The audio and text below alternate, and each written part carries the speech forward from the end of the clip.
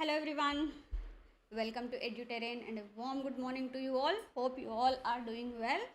So yes, with that energy, let us start today's session. If you have any doubts, no need to wait till the end. You can keep on asking me in between the class also, whatever queries or questions that you have, I'll be looking into them.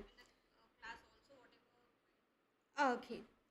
So with this introduction, let me start today's session. The MCQs, most important MCQs of regular current affairs, 1st May 2024. So the first question here comes, what is the current status of India's net household savings as a percentage of GDP in 2023? Yes, very recently, a report has been released by the RBI. It has revealed that the India's net household savings rate has declined to its lowest in the 47 years. Last 47 years बहुत कम हो गया है. Okay, and yes, but debt has increased, reaching the second highest level since the 1970s. Debt is increasing and savings are coming down. Now what is this household savings rate? Now it reflects that income which the households are saving instead of consumption or expenses, and here currently this stands at 5.3% in 2023, which marks a 47-year low. 5.3% of the GDP, and as you can see here, it has dropped from 7.3% in 2022. वो भी lowest ही था. Now उससे भी ज़्यादा lowest आ गया है, indicating a significant decrease over a year. But at the same time, it is accompanied by sharp increase in the household debt. That is, households they are getting into more debts, reaching the second highest level since 1970s at 5.8% of the GDP. savings कम हो रहे हैं and debts ज़्यादा हो रहे हैं. And household saving rate is the percentage of disposable income that households save instead of consumption. Now the composition of household savings, what does it include? It includes three main components. कहाँ कहाँ पे savings हो सकता है? One, the financial assets, example cash, bank deposits, retirement funds, जो भी savings है उनके. Second, physical assets, investments in tangible assets, जैसे कोई कार खरीद लिया या फिर कोई बिल्डिंग या फिर लैंड, कुछ वो सब, that all comes under the physical assets. And three, the precious metals, that is the investments or savings in the form of gold or silver ornaments. So these are the three components of household savings that this report has looked into. And what are the factors that are contributing to declining household savings? Low interest rates, rising inflation, global economic uncertainty, because of various wars, etc., conflicts. In simpler terms, you can say conflicts that are going on, preference for current consumption over saving, and limited financial literacy. That is also one of the reason. Escalating living expenses, this is also one of the reason where people are not able to save much. Reasons for increasing household debt, why it is increasing? Increased borrowing for consumption purposes, the current consumption purposes, growing reliance on debt to finance expenses as well as investments, expansion in non-mortgage loans, widening availability of credit options. All these are leading to the increased household debt. So there are various reasons, but these they have found out to be the major contributing factors for declining household savings and increasing household debts. Very important for you. Moving on to our next question. What is the forecasted GDP growth rate for India in financial year 2025? According to the National Institute of Public Finance and Policy. See, yesterday also we have discussed this. That is the data released by the forecast, GDP growth forecast released by the Deloitte, right? So as I have said yesterday also, please you write it down all these figures at one place, because these would be important for your examination. At least एक question आता है. So latest जो prior to the examination date जो भी 3 months के होते हैं, that would be of utmost importance. And here in this case NIPFP, it has predicted or forecasted that GDP growth rate of India would be to the tune of 7.1%. Okay, Asian Development Bank अगर कुछ देखा जाए तो and Fitch Ratings they have estimated it to be 7%, IMF to be 6.8%, and Deloitte that yesterday only we have seen it is to the tune of 7.6 to 7.8%. वही financial year 2025 के लिए 6.6% and financial year 2026 it is 6.75%. So all these would be important. The comparison, ये comparison है, and this is the one we were talking about. Moving on to our next question. One of these following cities has become the first in the world to charge an entry fee for tourists. Why? This is to save the overcrowding of the historically significant sites in this particular city.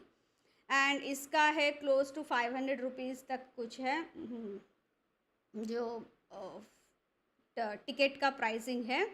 And currently ये एक pilot phase की तरह they are trying to do, that is a trial phase, and that would be between April 25th to July 14th, and based on the report that they get, reviews that they get, some what are the comments that they get, they will be looking into the changes into that, but majorly to protect and also to reduce the overcrowding which is happening currently, because UNESCO has warned this particular city because of it is considered as a World Heritage Site, and because of overcrowding it is it is in danger, because of which this city has taken this decision, first of its kind in the world. Venice is that city, the floating city. So approximately fee $5.37 they are putting, and for the reservation and fee system, and it would be between April 25th to July 14th. बच्चों के लिए नहीं है ये, adults के लिए है, and also this will opt for less congested times during their visit. And overnight guests in Venice are exempted from this entry fee. However, they must apply for official exemption, and the citizens also, they do not have to pay any fee, and children below 12 years also they need not pay any fee, majorly to preserve its cultural heritage and manage tourism sustainably. This is in response to the UNESCO's warning in 2023 threatening designate Venice as a World Heritage Site in danger due to overcrowding issues. Okay. Now, which company is involved in developing the world's first personalized, one second, yes, world's first personalized mRNA vaccine, that is messenger RNA vaccine for melanoma. It's a kind of disease, and two pharma companies, they have come together to do this, but here we have highlighted one, you can pick that one. And majorly now here each dose of this mRNA vaccine is tailored to match the unique genetic signature of the patient's tumor. Thereby it ensures a targeted and individualized treatment strategy. Generally mRNA क्या होता है, it's a single stranded genetic material, and what it does is, general in cells, it picks up the information from the DNA which is in the nucleus of the cell and carries that information from the DNA to the cell cytoplasm जहाँ पे ribosomes है, and they based on that information only the ribosomes create the protein. Okay, जो भी protein creation के लिए DNA ने उसको command दिया है. Similarly, the same technology, the same on the same principle, this particular personalized mRNA vaccine is based. So it would based on the tumor, type of tumor, and this the size, the characteristic features of that. This mRNA will perform the duty of developing, that is helps the cells to develop the antibodies etc. in whatever way based on the medication etc. Thereby giving a personalized treatment for the person suffering from melanoma, which is a kind of skin cancer actually. Okay, yes, it is Moderna along with Merck, Sharp and Dohme, two leading pharma companies. They have come together and developed this groundbreaking vaccine, and this is one of the deadliest forms of skin cancer, melanoma, and is the world's first personalized mRNA vaccine, currently undergoing phase 3 clinical trials already. phase 3 आ गया मतलब they are trying it on the humans. So the vaccine named mRNA 4157, that is V940, क्योंकि कई सारे वे test होते हैं तो they keep on giving numbers, so that कौन सा सही से चला है based on that. And it's specifically designed to bolster a patient's immune system, aiding in the identification and elimination of remaining cancerous cells post-surgical tumor removal.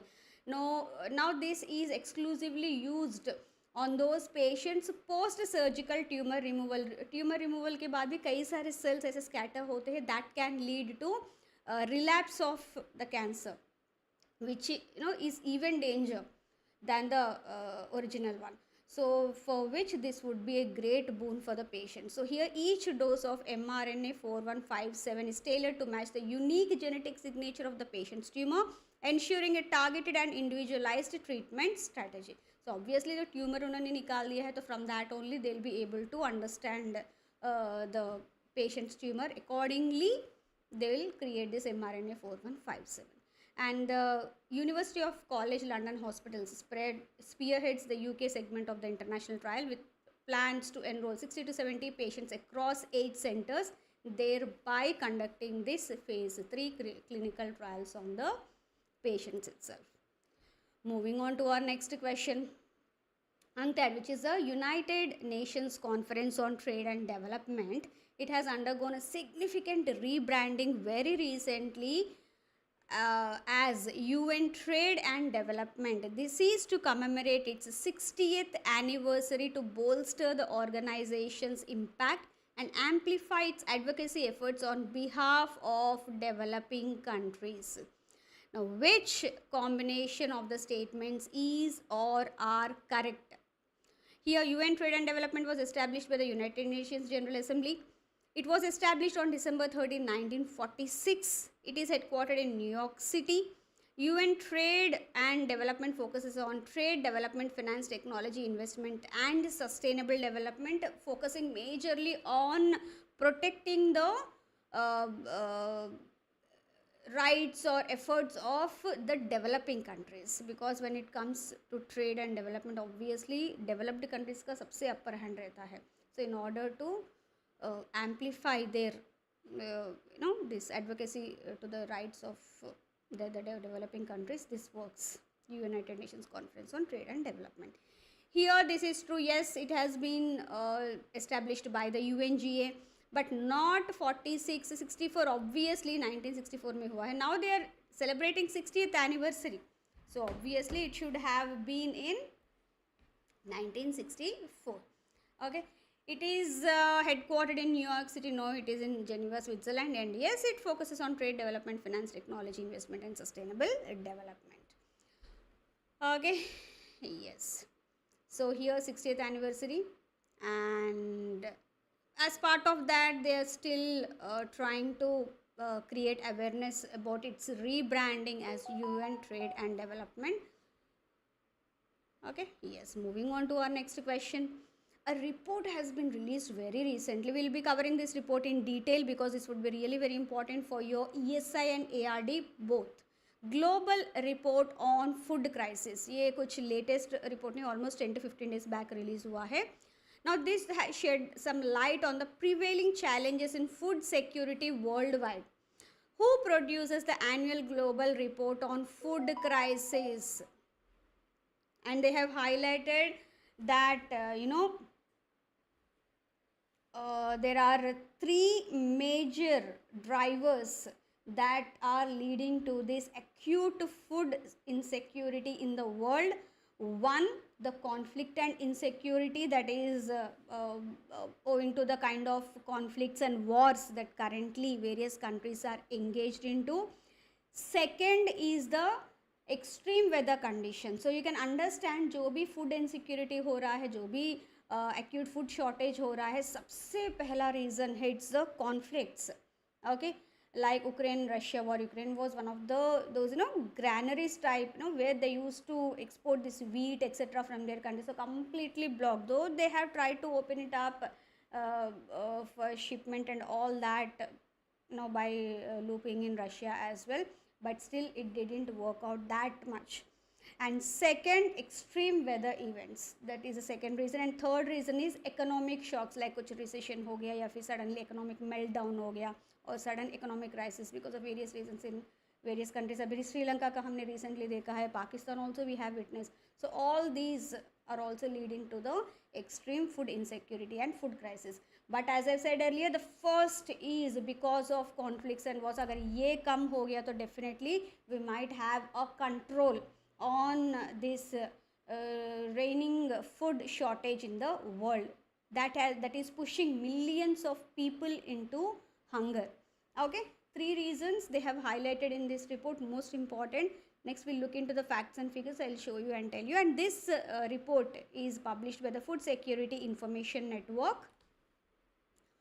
Okay, and approximately 282 million people across 59 countries and territories experienced high levels of acute hunger in 2023. And ये कुछ कम नहीं हुआ है if we compare, because this is an annual report, so 2021-22 उस report में compare किया तो it has increase of 24 millions over the previous year, with 1 in 5 people assessed requiring critical urgent action. Acute malnutrition affected 36 million children under 5 years of age across 32 countries, reflecting, now this is one of the most concerning trends, because if we are not able to save the children who will be our torch bearers, it would be really very difficult for the world to carry on. Acute malnutrition notably worsened in 2023, particularly among the displaced population. These displaced population can be owing to the wars or the conflicts or any extreme weather conditions. 36 countries have consistently featured in GRFC analysis, that is Global Report on Food Crisis Analysis, since 2016, representing 80% of the world's most hungry. So अगर in 59 countries में भी देखा जाए तो 36 countries are very badly affected.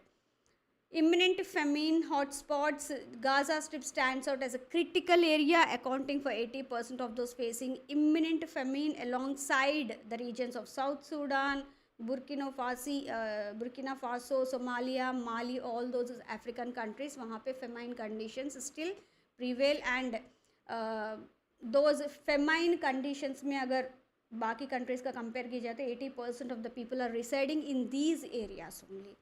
And as I've said, drivers, which are the drivers for food crisis? The report has identified 3 primary drivers for acute food insecurity that include conflict and insecurity impacting 20 countries, affecting 135 million people, almost more than almost half, you can say, approx जो total food insecure है उसमें almost more, close to half it is because of conflict and insecurity only. Extreme weather conditions, 77 million people from 18 countries. Economic shocks, 21 countries, 75 million people.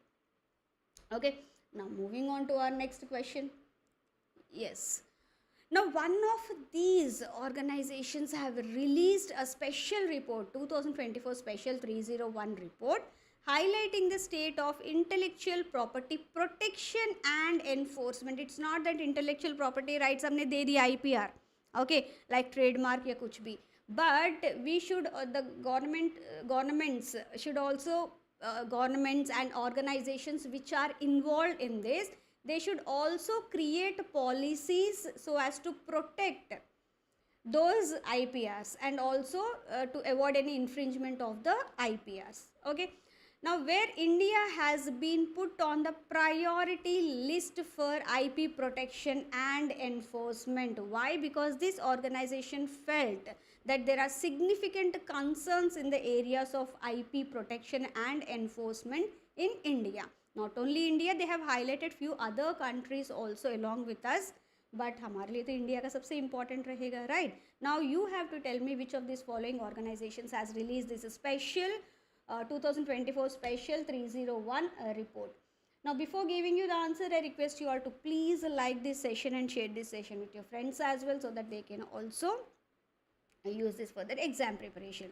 And as I've said, along with India, Argentina, Chile, China, Indonesia, Russia, Saudi Arabia, Ukraine, Venezuela, they also have been handed or put under the priority watch list. Why?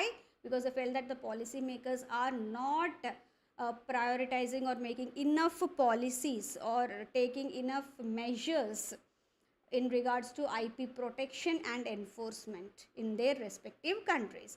Now, this report has been released by the United States trade representatives.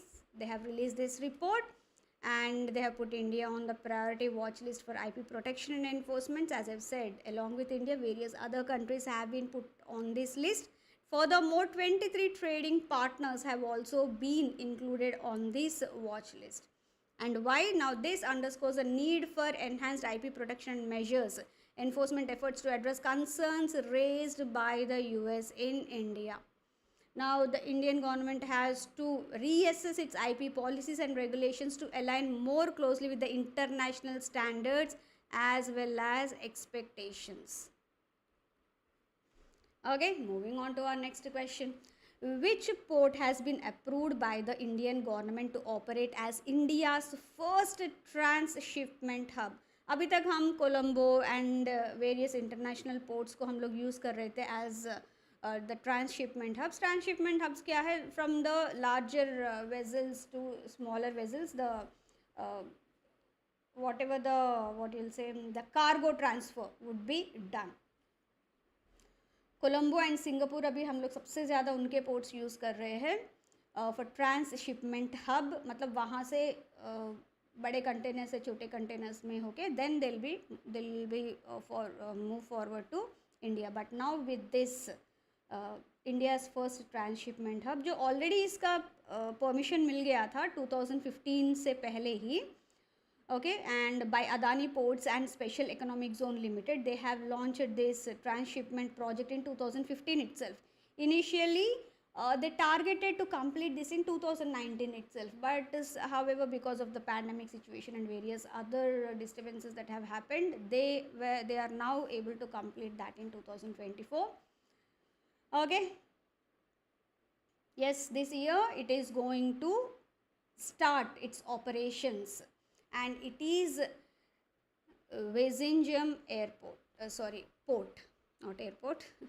It's a port which is in Kerala. Now it will serve as the inaugural transshipment hub for India. Earlier we were depending on Colombo and Singapore for the same. And the port aspires to capture a substantial portion of India's transshipment market currently, which is focused, currently dominated. जो हमारा major जाता है, that would be from Colombo, Sri Lanka. After that it is Singapore. But now it would be completely shifted to India only. And this signifies a strategic move towards reducing dependency on foreign ports and bolstering domestic maritime infrastructure. Obviously, this is the one that would be based on which this transshipment hub has been, that is port has been developed, Vizhinjam port by Adani Ports. Moving on to our next question. Which sector has been granted authorized economic operator status by the Indian government, because of which the industry, this particular industry, can now experience streamlined export-import procedures, faster cargo release times and a 50% reduction in bank guarantees, ultimately enhancing the ease of doing business. See, once any sector or any big organization, if it is fulfilling the international criteria, जो trade policies हैं, and it is following all the protocols and procedures that have been laid out in terms of international trade, and it is already following all the majority of the important rules and regulations laid out by as part of international trade in their supply chain, they can be granted the authorized economic operator status by the Indian government. Okay, and this actually will help in all this, because that they'll get they'll be in simpler terms a premium kind of sector or the organization while it comes to the international trade. Okay, how they'll be streamlined? They have already streamlined export-import procedures, faster cargo release times, they'll be given priority, 50% reduction in bank guarantees, the charges, etc. And all these, what will happen? Ease of doing business. Everything is streamlined, processed properly. That all depends on this sector as well. They also have to follow all it, only then they'll be given or granted the authorized economic operator status. Now this has been given to gem and jewellery sector.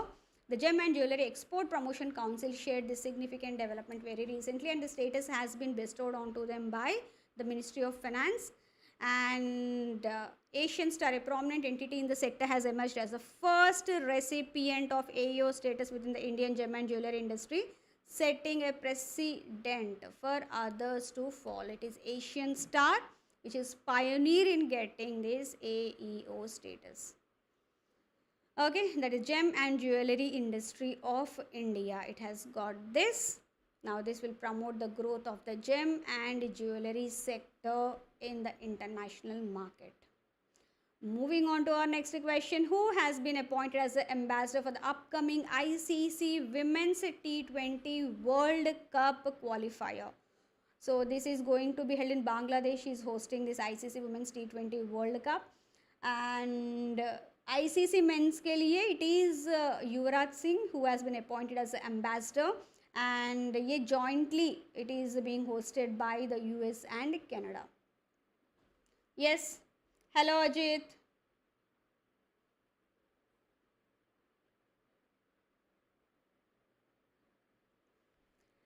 So here in this case, it is Pakistani cricketer, women cricketer, that is Sana Mir. She has been appointed as the ambassador for the upcoming International Cricket Council's Women's T20 World Qualifier. It is Sana Mir, Pakistani cricket legend Sana Mir, as ambassador for the upcoming ICC Women's T20 World Cup Qualifier. And as I've said, for women's team, it is Yuvraj Singh, our own Yuvraj Singh, who has been appointed as ambassador for the upcoming ICC Men's T20 World Cup 2024. This ICC Women's T20 World Cup is going to be held in Bangladesh, featuring 10 teams competing for 2 coveted spots. And details, if we look into T20 World Cup, Men's World Cup, it is co-hosted by USA and Canada, wherein the first match is going to be held in Texas on June 1st. Very important. For women's team कौन है, men's team के लिए who is the ambassador, and where are they going to be held, the event, host countries, dates, वो सब जैसे आ जाएंगे, we'll give you the dates as well. Okay, so this is all from my end for today's news articles, and also I have already shared most important news articles from today's newspaper on the Telegram app as well as channel. Please go through that. I'll try to highlight. Today I have highlighted the most important points from the article also, because I can understand that कई बार आपके पास इतना time नहीं रहता हो into the different subjects that you have to prepare for. So I have highlighted the most important points in that article also. अगर आपके पास time नहीं है तो at least वो highlights ही देख लीजिए. Very important, not only for your regular current affairs, but also they would be important as part of your ESI current affairs or ARD current affairs and descriptive questions as well. कई बार ऐसा होता है कि you will be loaded with lots of information, right? कि ये ऐसा हुआ है, this has happened like this has happened like that, in a presentation. But again, you have to, in order, if you have to answer your descriptive answers, generally they would be in a way where you have to analyze the article and understand it and present your views or your point of view, etc. So to develop that, these kind of articles would help you a lot, which I have been sharing on the Telegram app and Telegram group and the channel since many days.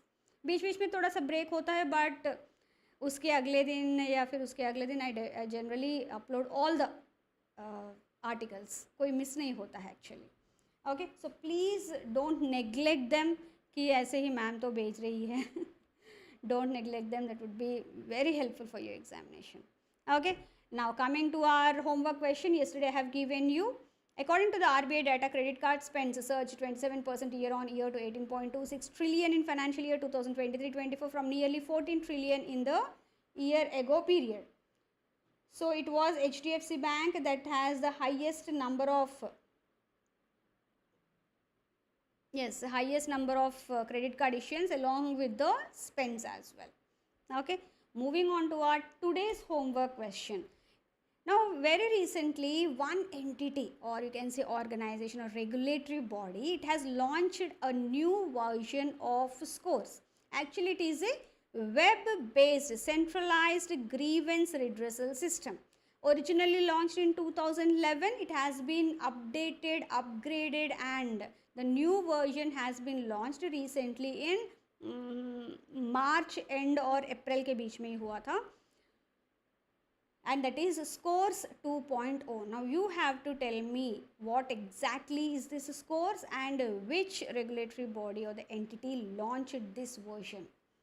Okay, you can answer me in the comment section or you can send me the answers on the telegram group as well, क्योंकि वहाँ इसीलिए मैंने वो group launch किया था, so that जो भी discussion से healthy discussions that we can do related to our exam preparation, so वहाँ पे भी कर सकते हैं, यहाँ YouTube पे भी you can give in the form of comments, और